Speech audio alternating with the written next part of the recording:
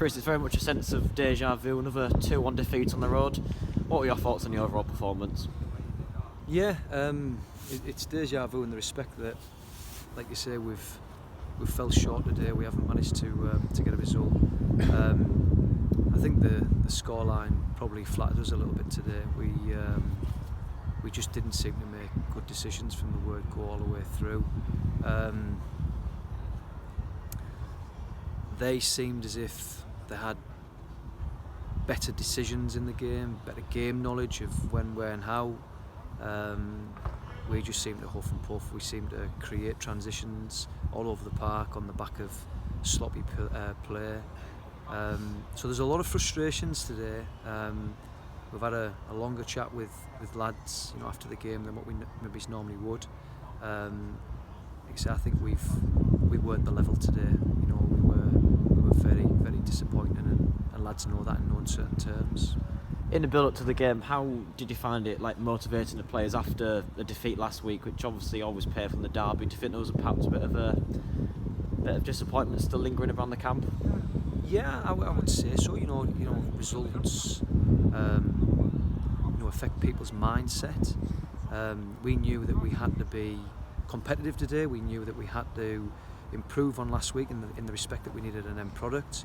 But long before we got to an end product, we just got things wrong from a decision-making point of view, from a game understanding point of view.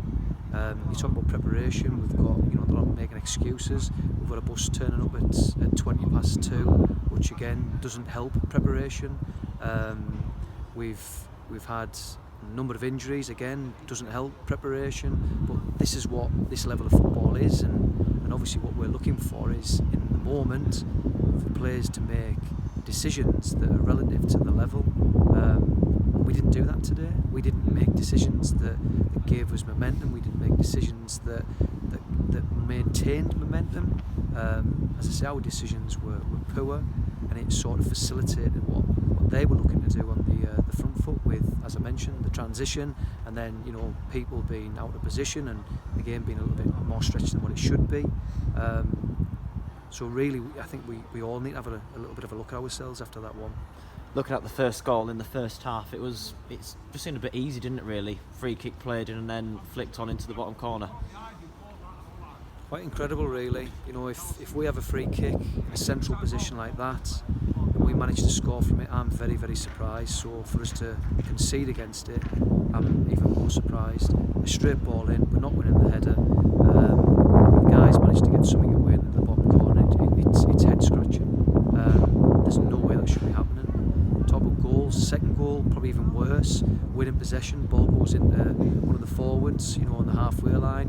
We don't set the ball, we don't secure the ball, and as a result, they go up the other end and put the ball in the bottom corner. And it's it typified what was going on today.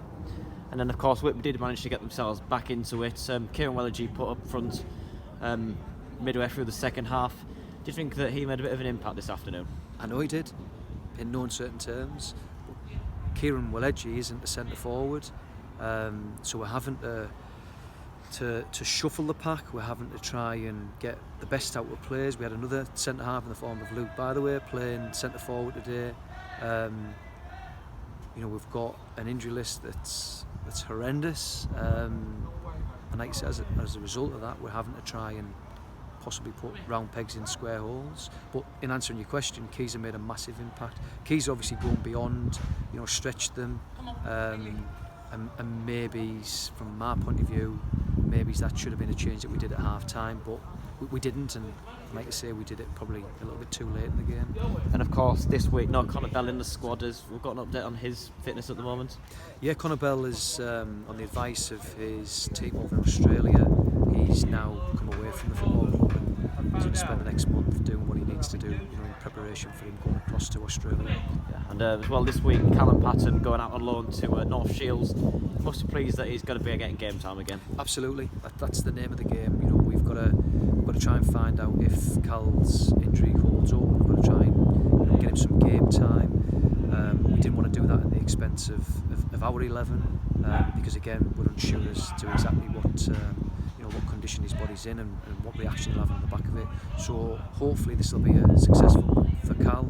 You know, he'll get him back to match fit, and he can make a big impact on us, you know, coming back in January.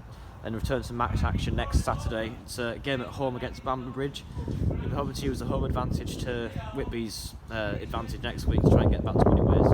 Any advantage we'll do at the moment. Hopefully we get a few bodies returning from the treatment table. Like you say, home advantage. You know, hopefully the guys will back us and be in the numbers. Like I say, on the back of that, fingers crossed we can put a performance in, an improved performance that manages to get us some points on the board. Just another injury update as well. Matty Tyman, have we any chance of seeing him back next week? Hopefully. I mean, it's more of a precaution with Matty. He suffered with headaches during the course of the week. Got himself across to the doctors, and they've advised him to have today off based on a form of concussion that he's got. Thank you very much, Chris. Okay.